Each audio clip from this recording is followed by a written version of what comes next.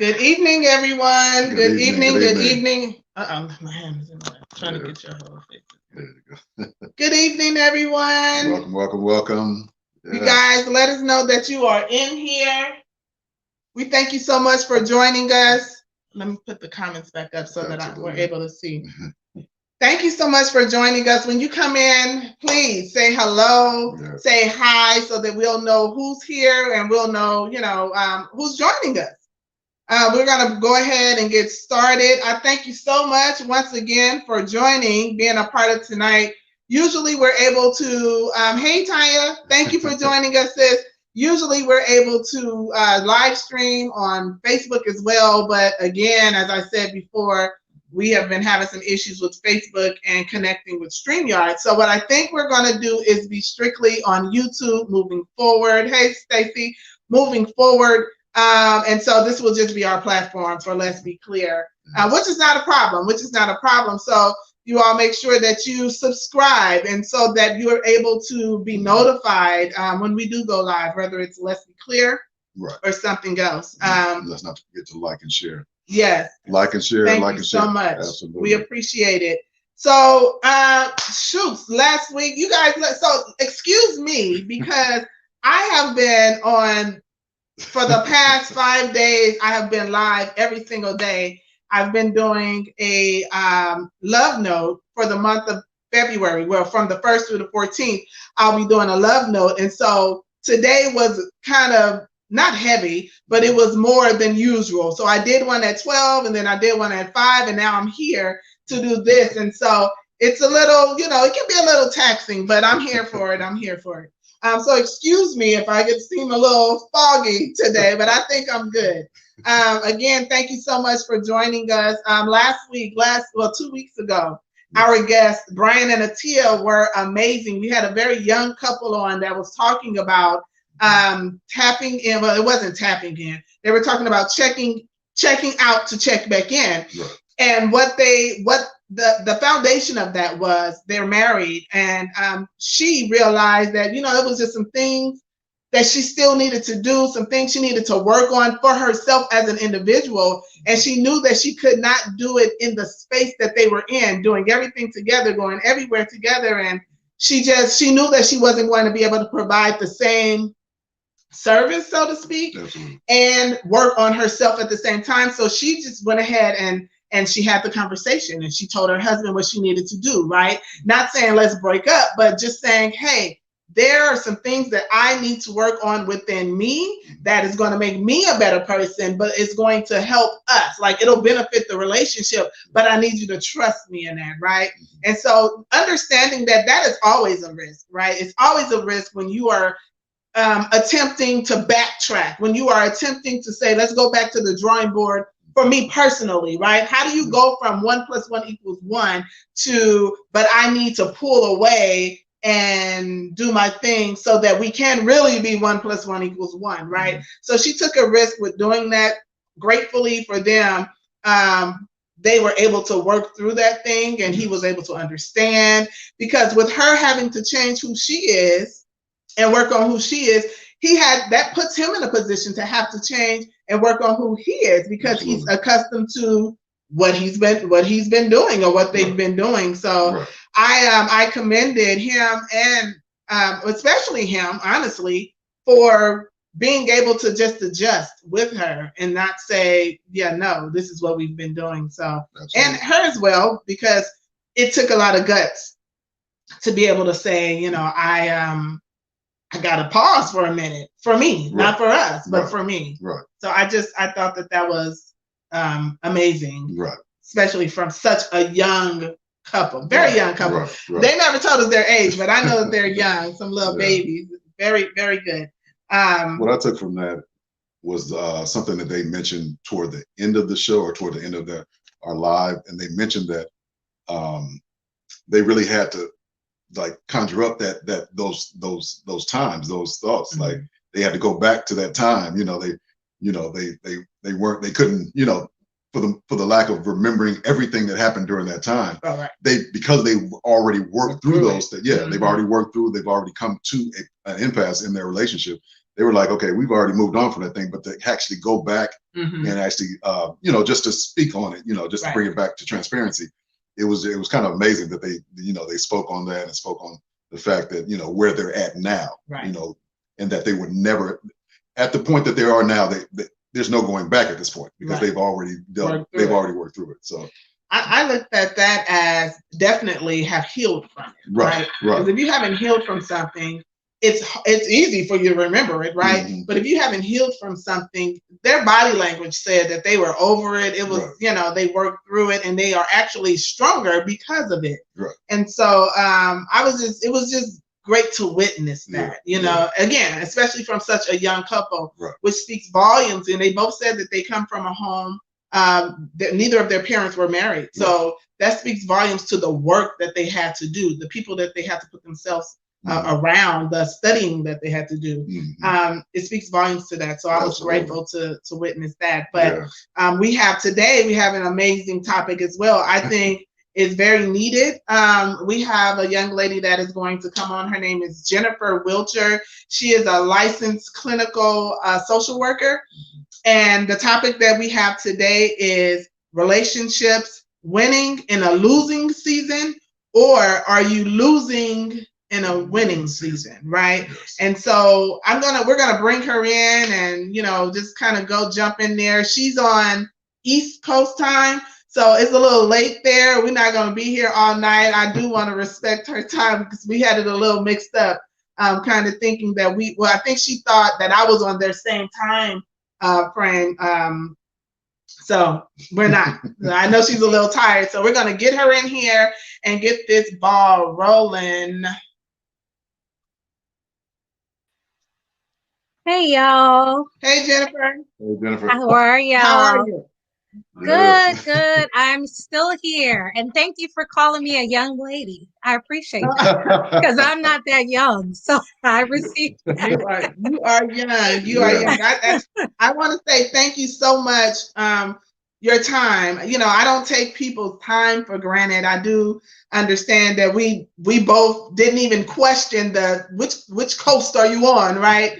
Until today. And so I thank you for pushing through. It is Friday, and I know that you have had a long week. So have I. And so I say thank you so much for just giving us a little bit of your time to share with our viewers what I think is an amazing and much needed discussion. As I told you earlier, this is just a discussion, right? As if we were on the phone and we just homegirls talking about what do you feel about this and what do you feel about that.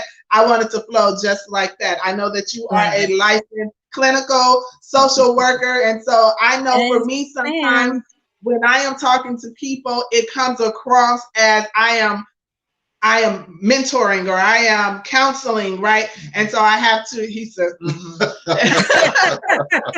I have to digress. I have to remind myself, unless they remind me that, hello, it's me, right? Just be Tam. I have to go analyzing me, right? Yes.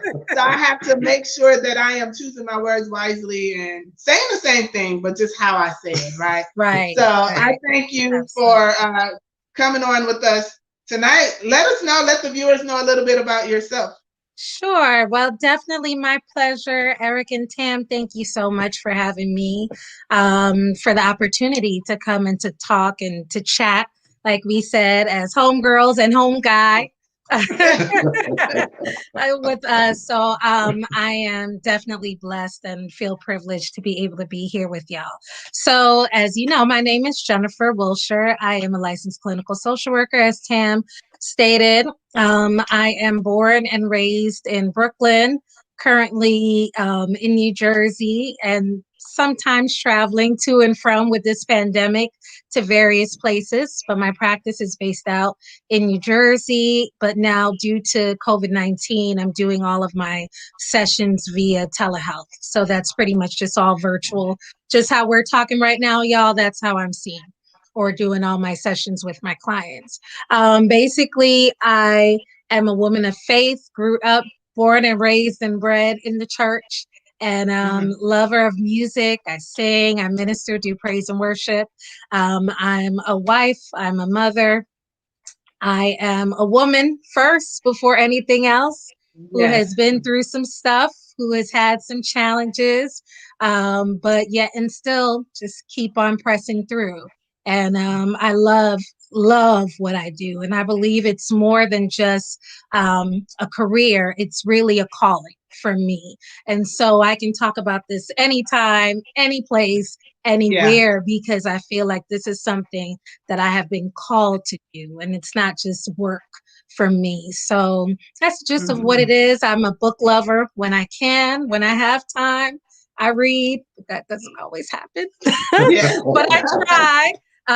So loving books, music, singing, just spending time with family. I have had some health scares recently with my mother.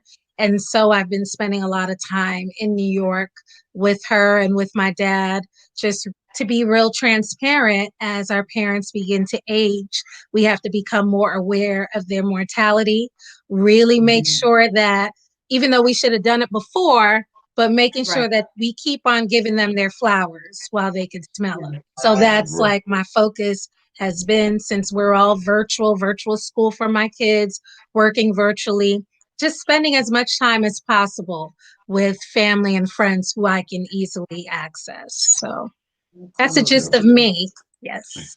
Yeah, I love it. I love it. That's a good package. Listen, you said something that really stood out for me. You said that your career or what you do as a job, you also know that it is your calling. Yes. And so I could only imagine that when you are in that space, when you're working, it comes across as such that you care, that you're doing it from your heart, and it's not just to get a paycheck. And so I say thank you for that. And even with that, my question to you is, in this pandemic, since we've been in this almost a year now, or a year now, has the number of clients that you were seeing, has it risen because, and as a result of what we're going through right now? That's a great question. Absolutely, it has skyrocketed, unfortunately. But I believe that there is power in that, because people are seeing and realizing that they need help. And it's okay for me to finally ask for help, whether or not they've been pushed to do it because they hit rock bottom, or something just clicked and went off and it was like, it's okay, I need to do this. I can't do this life on my own. And so essentially, I think that's everything, because the first step is getting out of denial. And so a lot of it, though, has been about relationships, and ties in with what I do. I forgot to mention that. In my practice as a therapist, I focus in mainly with relationships, but it's not just romantic relationships. It's relationships with your family members, relationships with your friends, and most of all, your relationship with yourself. How are you treating yourself? Sometimes we forget about that. And that's why we're not effective and successful in our relationships, because we're not, So you take a look around at your relationships, and if there's suffering, there's some suffering going on the inside of you as well. So I would say it's not necessarily directly related to COVID, but there's definitely stress about it, the uncertainty, fear of the unknown, a lot of that, but it will then tie into career, not knowing which pathway I'm going to go, because life as I knew it was different. I'm not even going to get to have an official graduation, but I want to be able to work. And how am I going to maneuver through that? And I saw myself doing this and that. So that's how it all comes together from what I've seen. Yeah, I was gonna. It's funny you literally answered my question, because I was really gonna I was gonna pose that question to you. How does your faith tie into your career? What do you do? And you definitely answered that. So yes, absolutely. Now the topic tonight: relationships.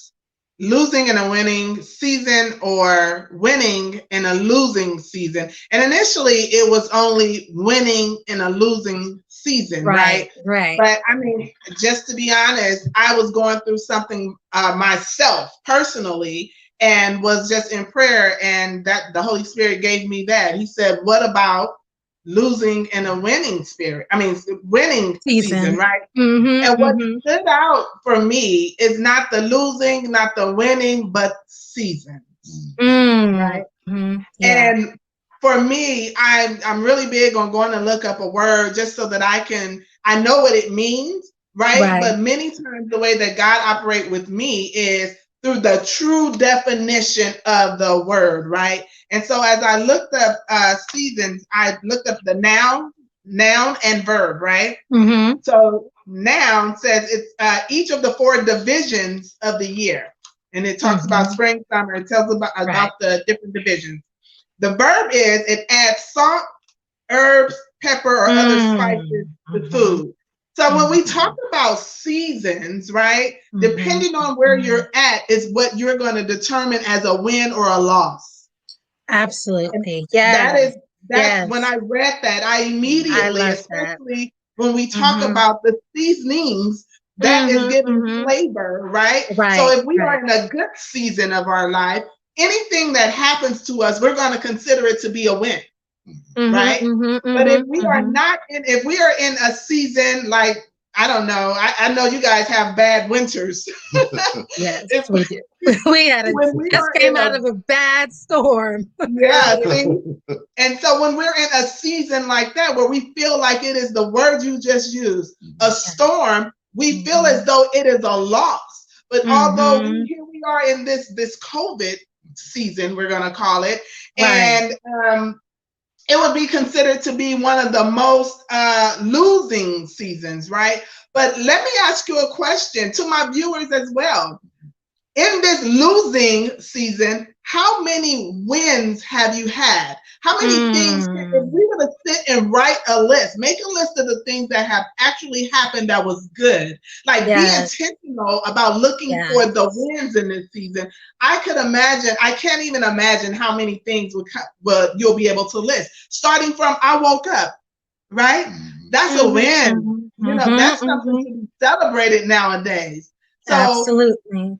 We have to be careful with what we're using as a win or a loss, and be considerate of the season that we're in our lives. I just thought that was just amazing how the Holy Spirit gave me that. That's so powerful, Tam. We're actually talking about a win and loss, but I'm like, no, we need to talk about the season, because it's the mindset.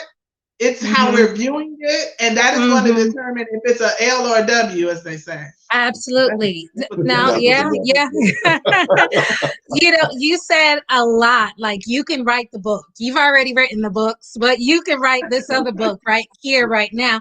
Because one of the key things that I think is everything when we think about season in the verb form, the seasoning.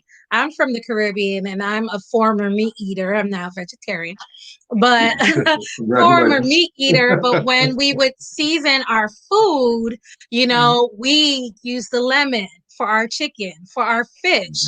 We'll use all the various seasonings, even on my Haitian side of my family. One of the things that we use, it's called épices, where we take a whole bunch of fresh ingredients, we blend them, and actually store that as seasoning. So we can use it over and over again. So it becomes kind of like a sauce, and you just put it right over your chicken, your fish, whatever it is that you want to season, and put it in there. The reason why I'm bringing that up is because it's important to consider how you season.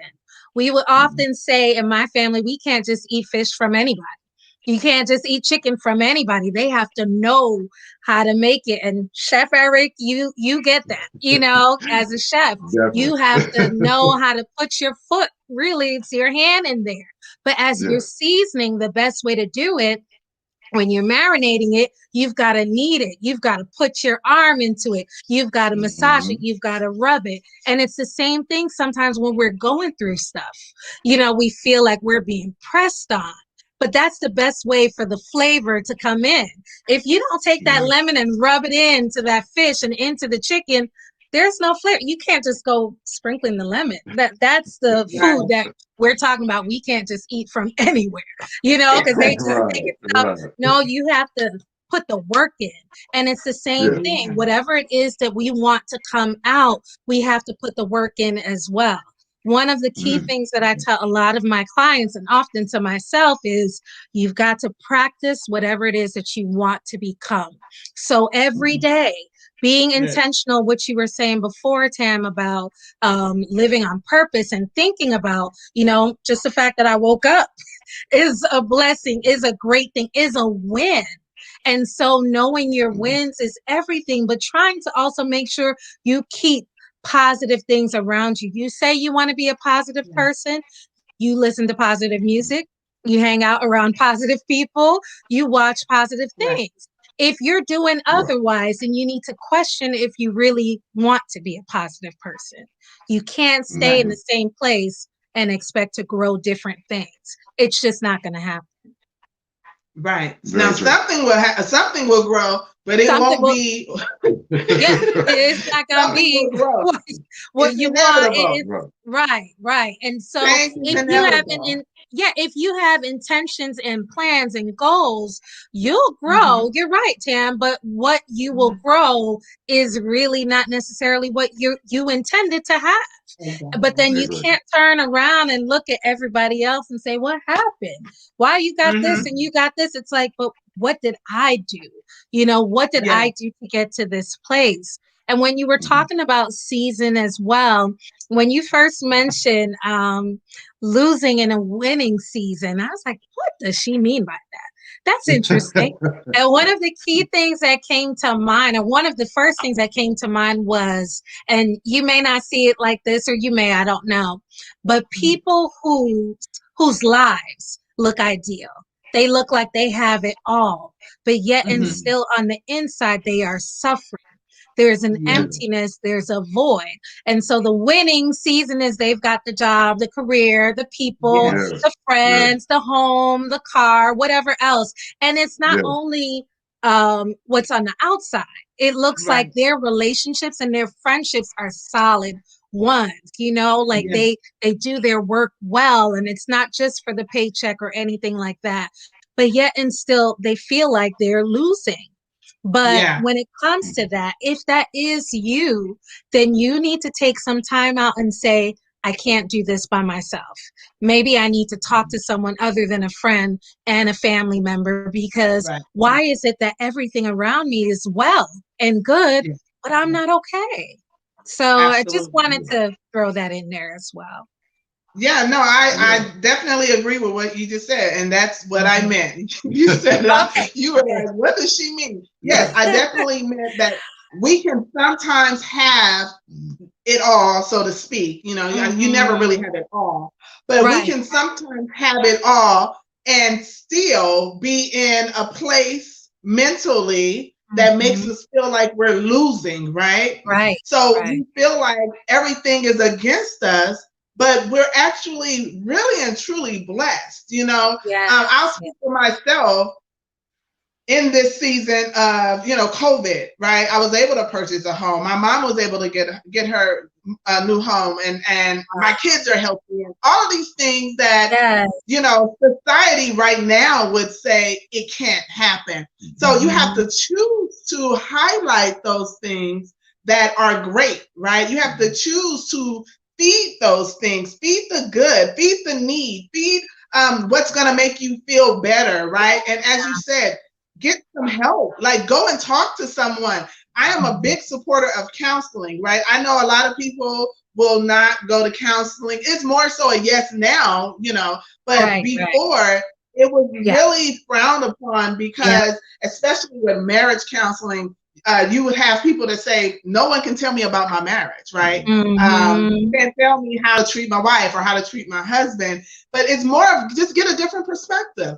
Be available for a different perspective. No one's going to make you do anything. But you choose. Give yourself an opportunity, to choose to change your lens, right? Our experience is what gives us a different lens. Right. And when we aren't giving ourselves permission to live in the situation, to see it, to learn from it, we are keeping ourselves in this box that the enemy wants us to be in anyway, right? He understands what comes with growth. He understands that if she or he realize or figures out the power that he or she hold within them, oh my God, I'm going to lose her. Plus the people that she has or he has influence over, right? And so we have to say no and move forward. Put down. That's right. Stomp on the enemy's head. Yes, absolutely. No, absolutely. And I, just to piggyback off of that or add to that, Tam, it's about, like you were saying, choices, understanding that you ultimately get to choose. Anything that happens in your life, the only thing you can control are your actions, your words, and your thoughts. You get to choose how you respond. We don't get to choose our parents. They technically don't get to choose us. They choose whether or not they can have us, but we don't choose each other. That's why when we have amazing friendships, it's everything, because it's like I got to choose you, and it works and it fits. There's power in that. And then there's also power when you lose that.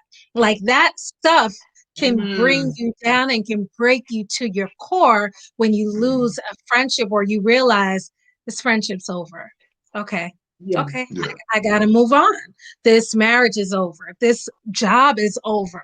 It's time for me to leave. Or sometimes if you're not given the choice, the job gives you the slip like, oh, by the way, today's your last day. It's like, okay, or the person, says, by the way, leaves a note on the pillow. Make sure you pack everything up. I need you out of here by tomorrow because I don't love you anymore. Or the friend decides to decline all your phone calls. That's losing. That feels like losing. That's a loss. And not only is it a loss, but it's important for you to grieve and to be mindful that you grieve however you need to grieve. Don't let anybody put you were talking about that box, in that box as to how you should be moving through this thing. It's not about getting over. It's about pressing on, moving through it, moving on. That's what you're doing. You're just moving forward, but you're not getting over it. It'll always be a part of you. Right. I agree. I totally agree. It'll always be a part of you. You can't take it away. You only have control over how you operate in it, from day to day. And today you may feel good about it. You may feel like I've made some good steps. And tomorrow you may feel like you started all over, right? Right. And you have to be okay with that. And as you said, do not allow people to tell you how to get over it, or oh my God, you still going through that, or you should be done with that, right? Because great point. Great point.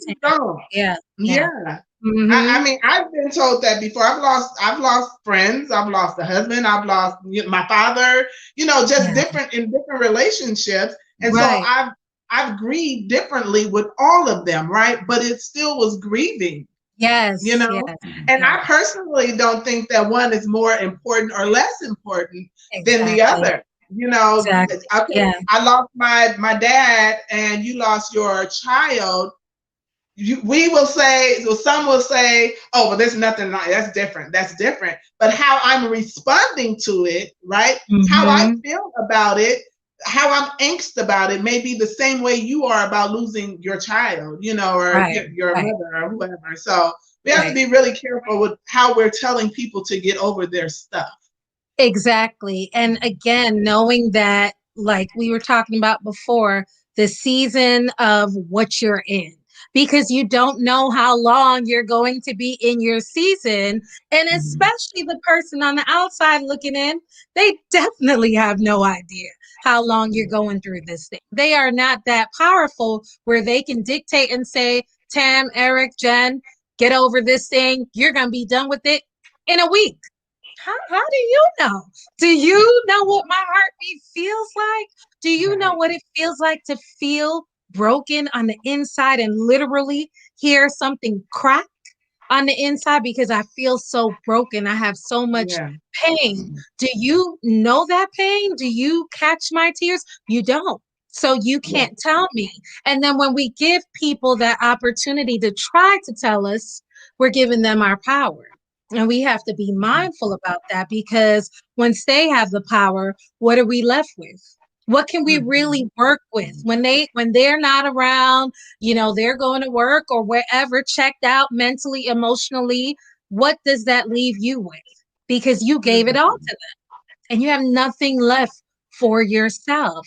So we need to consider that. And that ties into what I've heard before over and over again, as far as the comparison trap, where we look at other people, we think about what they're doing and how they're doing it and looking at the grass on their side and forgetting about ourselves. And again, as you said, literally, Tam, you said wins. And I'm just like, this is divine, our conversation.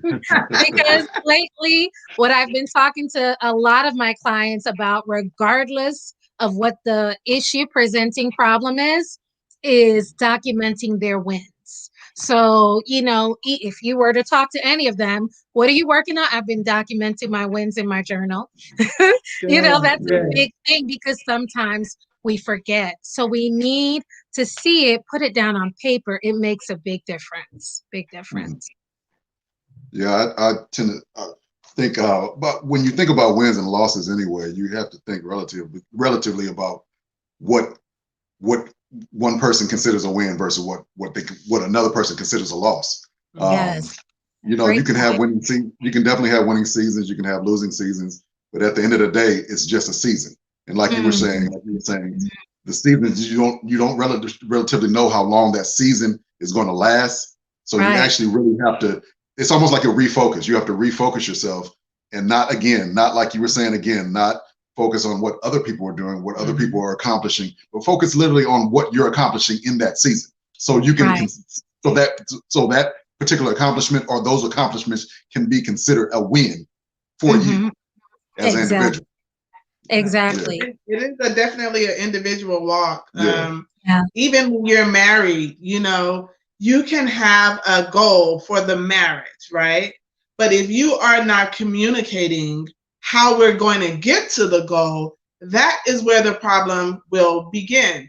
It's so important for us to know the definition of effective communication, right? Yes. Effectively communicating is effectively listening. And how do we effectively listen? We listen with our hearts, we listen with our minds ready to do the work that is being discussed between the two of us, and not just doing what I've been raised to believe or what my mom said or showed me or what my friends are doing. That goes back to looking at other relationships and marriages and putting that hashtag relationship goal on them, right? Not knowing what they have gone through to get to where they're at. That's not to say do not celebrate with other couples. That's not to say do not aspire to be or to do. It's not to say that, but you have to understand that there's always going to be work behind what you see, right? So you're not going to, even though I'm on a platform where I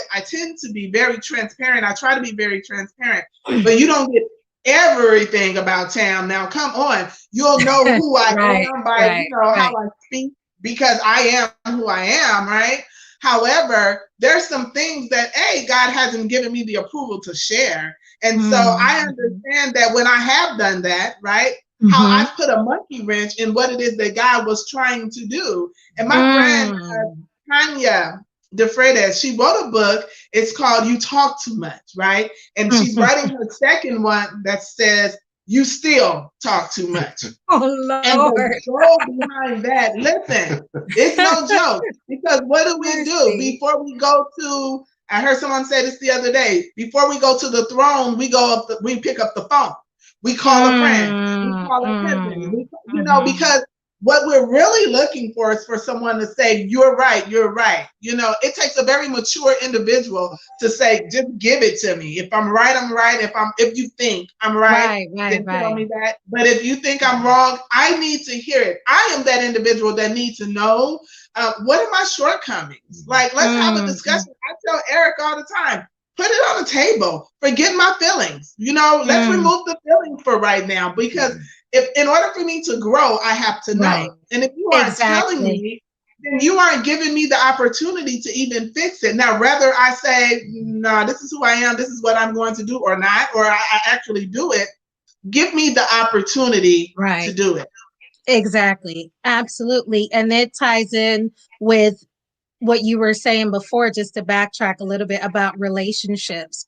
That's a serious struggle when you are trying to be in your season, show up well, do what you need to do, be intentional, and your partner is barely trying to pull along, barely hanging on by a thread. And it's like, but oh my gosh, we're supposed to be two that are one. We're supposed to be life partners. We're in this for the long haul till death. And it's like, but why aren't we on the same page? And so, what you were saying before, Tim, about tabling it, that's everything.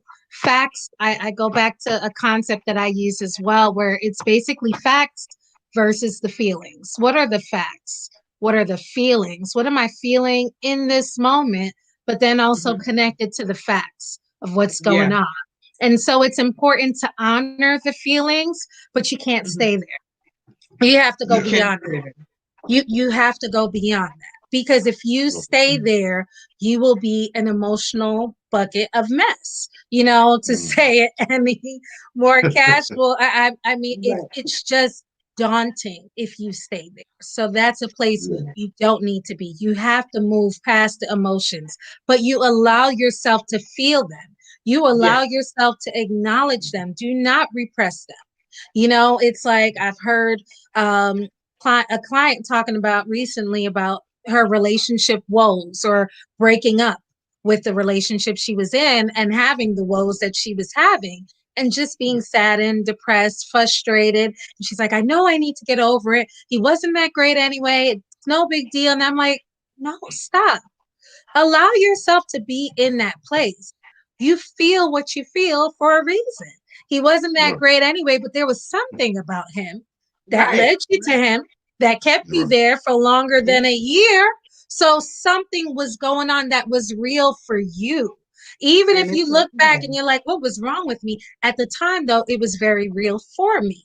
So acknowledge that, put it in its place, leave it in that chapter, move on, and then keep writing in the chapter that you're in. But you can't move forward if you keep looking back. You just can't. That's good. I like that you said, give yourself permission to feel. It's something that one of my good friends, I always tell her, or when we're speaking, I always say, that's valid. And she say, Tam, you always say your feelings are valid, because they are. Your feelings are valid, but it doesn't mean that, right? The fact. Again, you said don't get stuck there. And many times that's what happens. You get stuck in your feelings. We get stuck in our feelings, and we're not able to actually move on what the facts are, And so what does that do? Prolong things. What does that do? Even if it's you need to do some work to help in the area of whatever the facts are. If we're stuck on, but you said, and that made me feel like if we can't get past that, then our problem is probably bigger than what it really has to be. So you made some valid points when it came to that. I appreciate you sharing that. What I said earlier, what I've been doing for the past week is doing the love notes. I think you've seen a couple of them. Yes, ma'am. We've been doing the love notes, and so for 7 minutes. Girl. I do not know what happened. That in there. I'm sorry.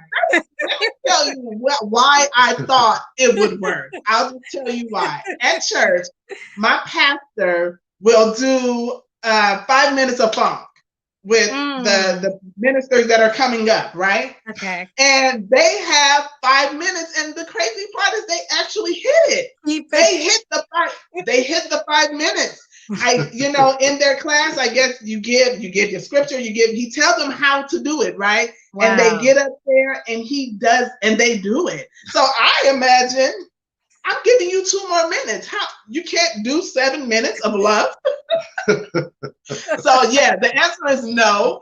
And I can't do 7 minutes, okay? I was just about to say this one right here. I can't even imagine how. Tell her Did you try to tell her, Eric, when And you I saw did 7 not, minutes? and I should have. I should have confirmed the validity of that nonsense that she tried to come up with as far as like 7 minutes of love, 7 minutes of what? How are you going to do 7 minutes of anything, woman? Right. You have so much. Is 7 She minutes. has so much knowledge and spiritual knowledge and mental knowledge. She has so much to give that I'm like 7 minutes is not gonna be. I don't care if you start the increments from the top of when the person starts or when it ends. It's not gonna end. It didn't work. It didn't work. It's not gonna work. You see, I changed the name of it. Yeah, love but it. I did want to offer to you. I wanted to ask you the question. Yes, and continuing with it, what is, when you hear the word love, how would you describe love? Oh, Lord. That's a great question. And I was hoping you weren't going to ask that.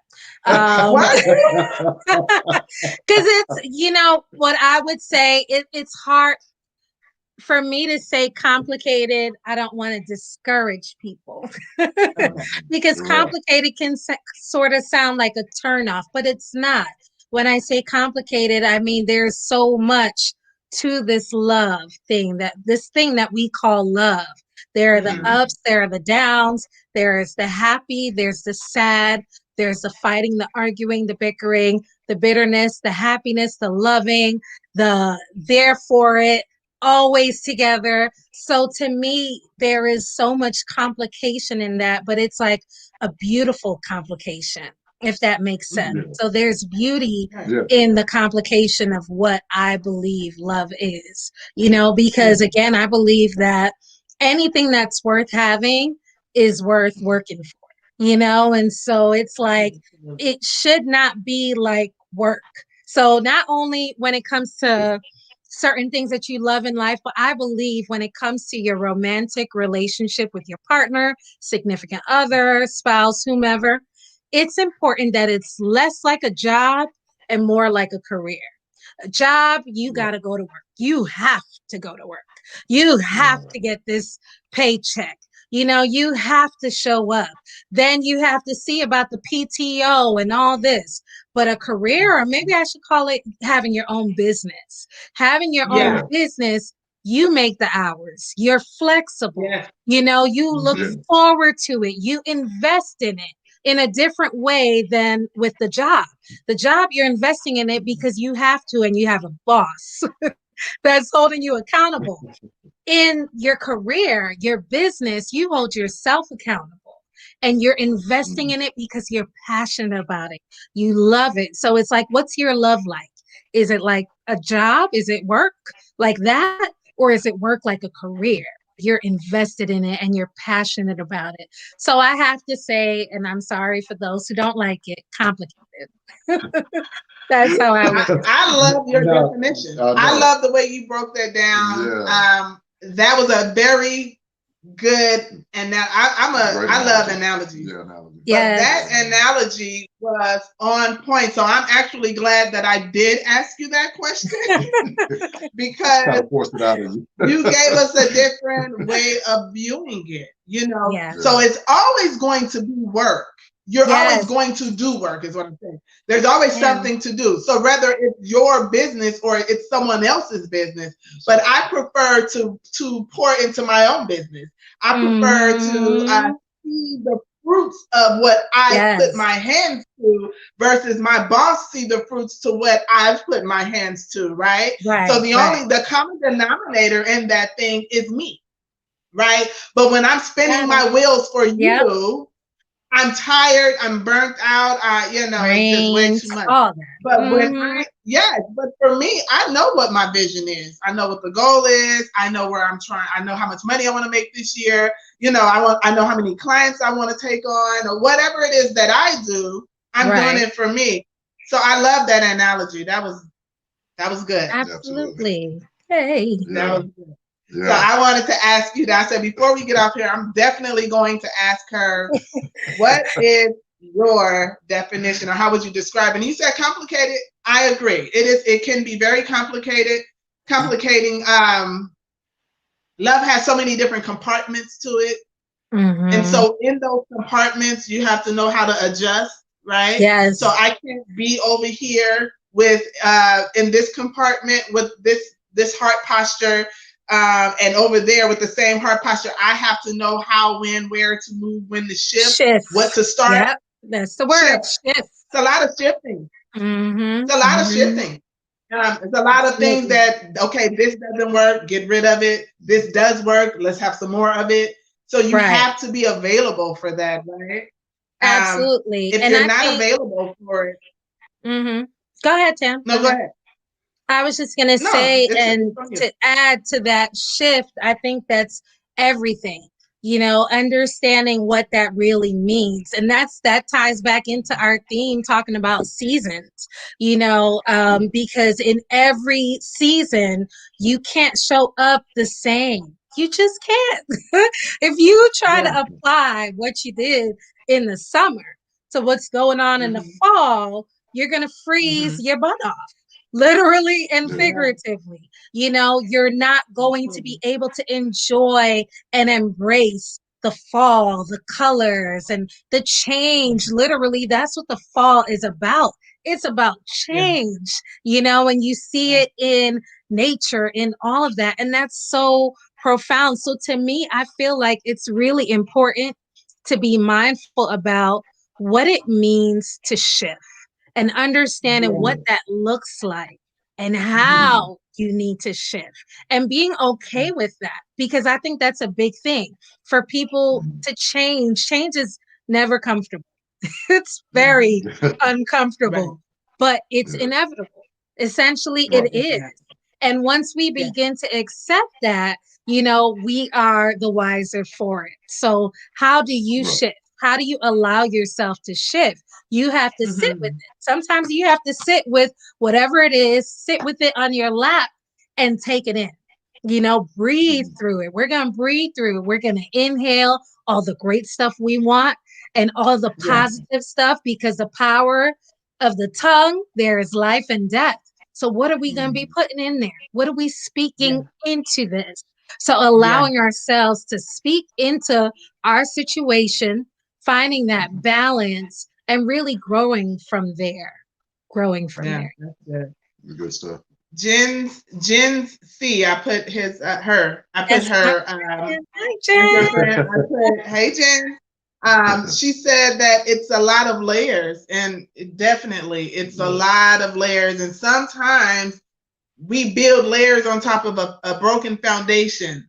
We'll have a foundation, and then we have all of these different layers. Some things good, some things not so good. And I talk about foundation because I want us to understand how important it is for, if nothing else is solid, that has to be solid, because what we're building on top of the foundation can tend to be a little heavy, right? And so if it begins to come down, we still need our foundation to stand, and we'll be able to use the things that we need to put back up there, but those things that we do not need, leave it out. So it does come with a lot of layers. You come with a lot of layers, we're growing. We're, like you said, it's inevitable. And so just understanding that is very important for us to, as Erica said, she says, have chemistry. I believe what she said. Your chemistry has to be good, right? And the crazy part is, as we grow, as we shift, especially women and men, there's things that happen, our different experiences, right? As we get older, the person that you said, I will marry you, or the person you said, yes, we can get into this relationship that we're dating with a purpose, or the person that you said, I do to. Things change, right? And we may have come together initially and had this chemistry that was popping, and then life happens. And we have to come back to the drawing board, and we have to have this discussion, and we have to figure out, we have to shift, right? And be okay with shifting, because if not, we're in a world of trouble. It's not going to work. So the shift is necessary. The shift, and to add to something to add to, Tam, I lost my train of thought. Goodness, this is embarrassing. Something came to my mind and it went away as quickly. But it had to do with the shifting and being able to stay in that moment and be present, because I think that that's the fear. You know, we have the fear of the unknown as I'm on. Can you guys hear me? I feel like I froze. Yes. You guys hear me okay? Okay. Yeah. But that fear of the unknown, you know, and not knowing what's to come, being okay with sitting with it. But also, I think that's why it's important that we believe in something. So whether it's you call him God or Allah or, you know, Buddha, whatever it is, my place is not to tell anyone about their religion or their faith or their spiritual walk. But you don't want to just be passing in this thing like you're not holding on to anything at all. Because as a person of faith, I know that it's nothing but my faith and my relationship with my God that has kept me grounded and has put me in a place where I understand that it's okay to shift. It's okay to have to move forward. Oh, the word I was thinking of, or the thought that I lost, was essentially we have to keep in mind that we evolve. We evolve. And you have lots of people who will say, oh, I've never changed. You're the one who's changed. You need to work on you in the relationships and or friendships. And it's like, no, we evolve. As the world and the earth revolves, we evolve. We keep changing. We keep just mending and working and breaking and building back up again, because life keeps happening. Somebody, unfortunately, is going to die that we love. Somebody, fortunately, is going to come into our life and enhance it. Some of us are going to have children. Some of us are not. You know, various things that can happen. Some of us are going to have booming businesses. Some of us are going to have failed businesses after failed business after failed business. But that's a part of the season. So even in the midst of the loss, I believe, be mindful of the losses, but don't just take them as a loss, but consider, what's the lesson? What am I supposed to be learning from this thing?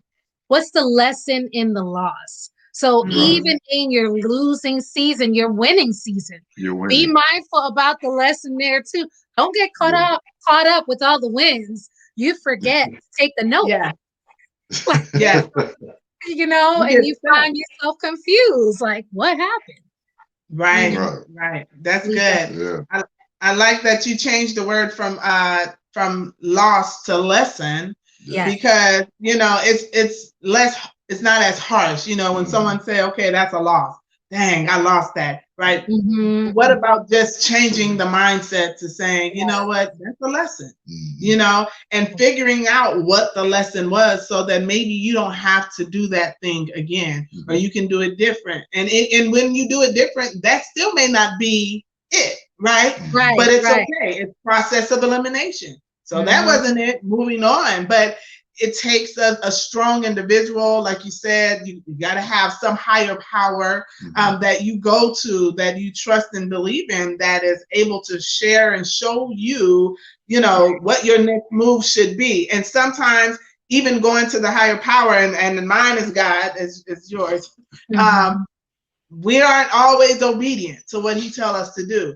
And sometimes because we want to do our own thing, and our own thing is speaking louder than what we hear him saying, right?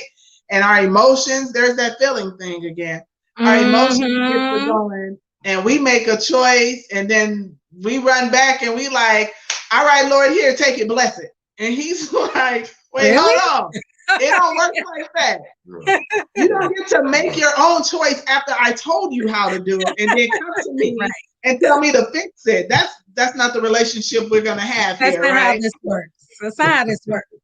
We're not doing that. We're not doing that. And now you're gonna have to prove to me that when I tell you to do something, you can be obedient. Like now you're gonna have to prove it, right? I forgive you, but now you have to prove it. And prove that you've learned, prove that you've grown, you know, and that's the same thing we have to do in our relationships. When we mess up, we falter, and we all are going to. But sometimes it's more than just saying sorry. So part of the loss could be losing, could be on your end where you did the hurt. You caused the pain. But it's important, like what you said too before, Tam, about tabling it. So if there's someone out there who has an issue with me, who has an issue with Chef Eric or with Tam, it's like, if you don't tell me, how am I supposed to know how to fix it? You're sitting there assuming that I'm just doing this on purpose to hurt you and I'm the worst thing ever. How am I supposed to know? I just know you mad. I know you're snappy. I know you're treating me differently. That's all I know. But you're not giving me anything at all. And so I say all that to say this, even for the person who's doing that, not necessarily the one who they're ignoring or who did the wrongdoing, but the person who's feeling it, you have to speak up.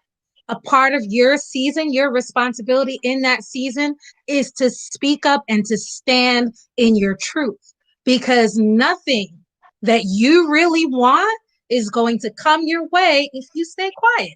You keep it zip. How do we know how great you are? How do we know what it is that you need or what you want? How do I know how to fulfill your desires or the things that you need from me if you don't say a word? So I loved what you said before, Tam, about, I forgot what you said, know to grow or grow to know. Say that again. What did you say before? If I don't know, I can't grow. Right. I need to know so that I can grow. I said it. Right. Right. Yes, but we get it. Everybody gets it. The point is with that, both parties, you will not grow or move on in your season if you do not hold yourself accountable, for the role that you play in that season. So that's everything. What is your role in this thing? The good, the bad, the ugly. You have to be completely honest with yourself. I'm a big believer in self-assessments, self-inventory, and that goes back to, I wish I had it right next to me, but that goes back to journaling. Journal the heck out of your notebook or phone, whatever you use to keep yourself accountable. Because no one can hold us accountable better than we can hold ourselves. That's what it comes down to. So I'm a big believer. And I think it has a lot to do with mindset. Yes, and you were talking about that the other day. On one of your lives, mindset. I sure was. Yes, you remember that. Yes. Wow. Okay, so you've been paying. Yeah, I was definitely talking about mindset and reconditioning yourself to be more focused on the things that you're going, not just your experiences, but the things that you're actually looking, to posture in your life. You want to posture your relationship. You want to posture your careers, your career goals. And you want to posture different things about your life. And again, that ties directly into, like you guys were saying, your faith. It ties directly into what you believe. What's your spirit base? What do you believe in? So I think mindset has a lot to do with winning, the idea of winning versus losing in any season, in any season that you're dealing with. Yeah. And I like the word that you use, Eric. You said posture. And posture is an action word. It's a gesture. It's a physical thing that you can see. It's visible. And so even though we're talking about mindset and mentality and speaking up and standing in your truth and being more open, it's important that we put some action behind our words. It's important that we put some action behind whatever it is that we say we're going to do, no matter how small your steps are in getting closer to what you want. The point is that there's steps and you did it. Right. So pat on the back. That's a great thing. Celebrate all steps. And those again are our wins. Those are the wins. So every win essentially is a win. And that's a good thing. No matter how big or small it is. Winning. Yes. Well, This has been great. Yeah. We are at the hour already. Yeah. Wow. Yes. Aw, And, Yeah. and I was so concerned, like, gosh, I know you're in New York and, it's 10 o'clock Right. now for you.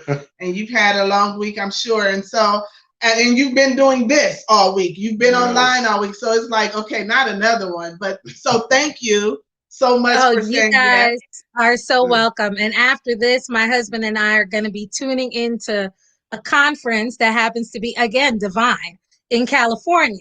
So it's 7 o'clock right now, y'all time. And we're tuning into that. It's a marriage conference and it's all weekend long. So basically I'm not. And I'm a night person, so it's okay. It's for the benefit of our marriage to help us to grow. So I'm going straight from here to go back getting on another live. That is so funny. Yeah, it is. All right. I love it. It was a pleasure. Likewise. Here. Thank you guys. Thank you so much. We appreciate you. I'm going to send you a message. I have something for you. So I'll send it tomorrow. Enjoy your weekend. Enjoy your evening. And tell your husband, I said, thank you so much for allowing you to be on here with us tonight. Absolutely. Oh, you guys are so welcome. And definitely we'll see you on my next talk. I'm looking forward to having you all. You guys have a great evening. We can't wait. Thank you. Bye. Bye-bye. Thanks, viewers. Thank you so much for coming on. We appreciate you. Love you guys.